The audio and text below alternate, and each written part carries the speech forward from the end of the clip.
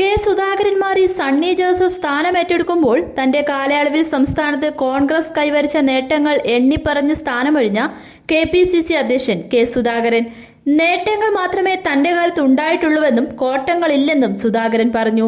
സണ്ണി ജോസഫിന്റെ നേതൃത്വത്തിലുള്ള KPCCയുടെ പുതിയ ഭാരവാഹികൾ ചുമതലയേൽക്കുന്ന ചടങ്ങിലാണ് സുധാകരൻ നേട്ടങ്ങൾ എണ്ണിപ്പറഞ്ഞത്. 2021 KPCC പ്രസിഡന്റായത് മുതൽ പാർട്ടിയെ ശക്തിപ്പെടുത്താനും ജനകീയമാക്കാനും തനിക്ക് കഴിഞ്ഞുവെന്ന് വിശ്വസിക്കുന്നു.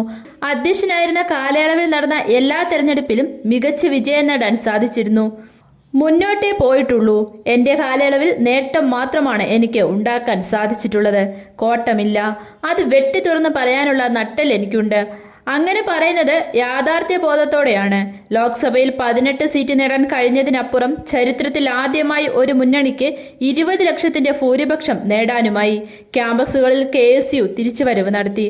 അതിന് കാരണം അവർക്ക് താങ്ങായും തണലായും KPCC നിന്നുകൊടുത്തു എന്നതാണ്. CUCകൾ രൂപീകരിച്ചെങ്കിലും അത് മുന്നോട്ട് കൊണ്ടുപോകാൻ സാധിച്ചില്ല. എന്റെ പിൻഗാമി സണ്ണിയെ അത് പൂർത്തീകരിക്കാൻ ഏൽപ്പിക്കുകയാണ്. എല്ലാ തലത്തിലും സംഘടനയെ ചലിപ്പിക്കാൻ കഴിഞ്ഞതിൽ അഭിമാനം കൊള്ളുന്നു. ആസന്നമായ നിയമസഭാ തദ്ദേശ തെരഞ്ഞെടുപ്പുകളെ നേരിടാൻ കർമ്മ പദ്ധതികൾ തയ്യാറാക്കിയാണ് മുന്നോട്ടു പോകുന്നതെന്നും സുധാകരൻ പറഞ്ഞു. സെമി കേഡർ സംവിധാനത്തിലേക്ക് പാർട്ടിയെ എത്തിക്കുമെന്നായിരുന്നു ചുമതല ഏറ്റെടുത്തപ്പോൾ പറഞ്ഞത്. ഇക്കഴിഞ്ഞ 4 വർഷത്തെ പ്രവർത്തനം പരിശോധിച്ചാൽ അത് ഏറെക്കുറെ സാധ്യമായിട്ടുണ്ട്. ഗുരുതരമായ പരസ്യ പ്രതികരണങ്ങളും അച്ചടക്ക ലംഘനങ്ങളും റിപ്പോർട്ട് ചെയ്യപ്പെട്ടിട്ടില്ല. KPCC നിർദ്ദേശിച്ച എല്ലാ പാർട്ടി പരിപാടികളും നടന്നത് സെമി കേഡർ സംവിധാനത്തിന്റെ ഫലമായാണ് ചിട്ടയോടെ നടന്നതെന്നും സുധാകരൻ കൂട്ടിച്ചേർത്തു.